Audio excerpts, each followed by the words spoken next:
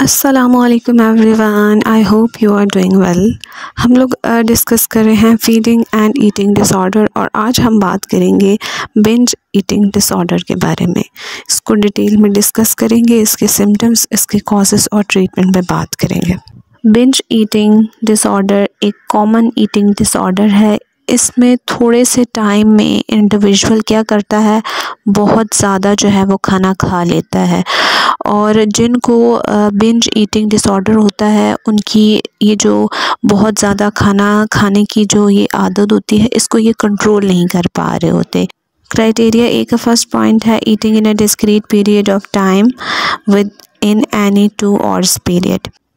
अब ये जो टाइम ड्यूरेशन है 2 आवर्स पीरियड का, इसमें ये जो इंडिविजुअल है वो इतना ज़्यादा खाना खा लेगा और ये लोग इतना तेज़ खाना खाते हैं, नॉर्मल इंसान से ज़्यादा जो है वो ये तेज़ खाना खाते हैं। इतना खाना खा लेंगे कि एक नॉर्मल इंसान जो है वो नहीं खा सकता। सेकंड जो पॉइंट है क्राइटेरिया ए का, a sense of lack of control over eating.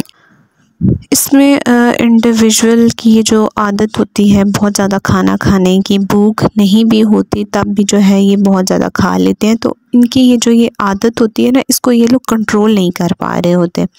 Next criteria B है, the binge eating episodes are associated with 3 और more of the following. 5 symptoms दिए हुए हैं क्राइटेरिया बी में, इसमें एटलीस्ट 3 सिम्टम्स प्रेजेंट होंगे तो हम जो है वो बिंज ईटिंग डिसऑर्डर को डायग्नोज करेंगे। क्राइटेरिया बी का first point, eating much more repeatedly than normal. ये इतना तेज़ खाना खाएंगे, नॉर्मल इंसान से ज़्यादा जो है वो ये तेज़ खाना खा रहे होते हैं, जिन लोगों को बिंज ईटिंग डिसऑर्डर होता है।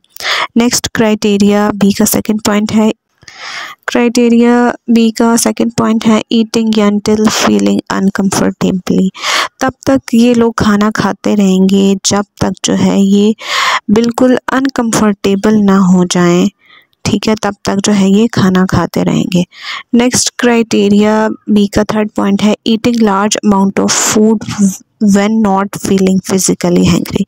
अगर इन लोगों को भूख नहीं भी लगी हुई तो फिर भी ये जो है वो लार्ज अमाउंट में जो है वो खाना खा लेंगे। नेक्स्ट क्राइटेरिया 4 है, इसमें ये लोग जो है वो अक्सर खाना जो है वो अकेले खा रहे होते हैं, किसी के सामने जो है ये खाना नहीं खाएंगे। इनको जो है वो एम्बैरेसमेंट फील होगी क्योंकि ज़्यादा खा रहे होंगे, लोगों को कहीं बुरा ना लग जाए, इस वजह से जो है वो ये अकेले अक्सर जो है वो खाना खा रहे होते हैं। नेक्स्ट पॉइंट 5 है feeling disgusted with everyone, depressed और वेरी गिल्टी आफ्टरवर्ड। खाने के बाद बहुत ज़्यादा ये गिल्टी फील करेंगे कि इन्होंने जो है वो बहुत ज़्यादा खाना खा लिया है, अपने आप से डिस्गस्टेड फील करेंगे, डिप्रेस फील करेंगे, लेकिन खाएंगे ज़रूर। नेक्स्ट क्राइटेरिया सी है, mark distress regarding binge eating is present. अब बिंज ईटिंग से रिलेटेड इनको बहुत ज़्यादा जो है वो डिस्ट्रेस होगा कि मैं इतना खाती हूँ या मैं इतना खाता हूँ कि अब मैं क्या करूँ। इस तरह से जो है ये लोग जो है वो बहुत ज़्यादा डिस्ट्रेस जो है वो फील करेंगे।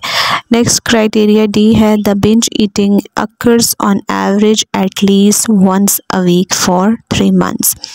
अब ये जो डायग्नोस्टिक क्राइटेरिया है, at least 1 a week 3 months होगा तो हम जो है वो बिंज ईटिंग डिसऑर्डर को डायग्नोज करेंगे।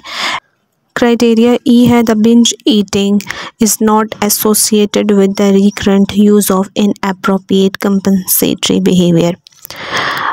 क्राइटेरिया ई के अकॉर्डिंग जो है वो इसमें कोई भी कंपलसेटरी बिहेवियर जो है वो नहीं होना चाहिए। जैसे प्लूमिया नर्वोसा में कंपलसेटरी बिहेवियर था, उसमें इंडिविजुअल क्या कर रहा होता है कि वो पर्जिंग करते हैं, सेल्फ इंड्यूस करते हैं, जबकि बिंज ईटिंग वाले जो हैं वो एक्सेसिव खाना खा रहे होते हैं।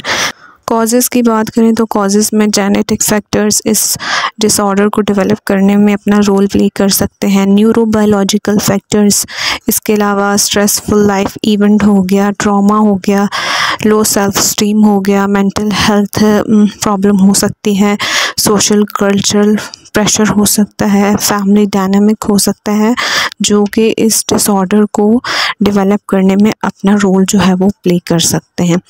ट्रीटमेंट की बात करें, ट्रीटमेंट में साइकोथेरेपी और मेडिकेशन दोनों को जो है वो यूज़ किया जाता है।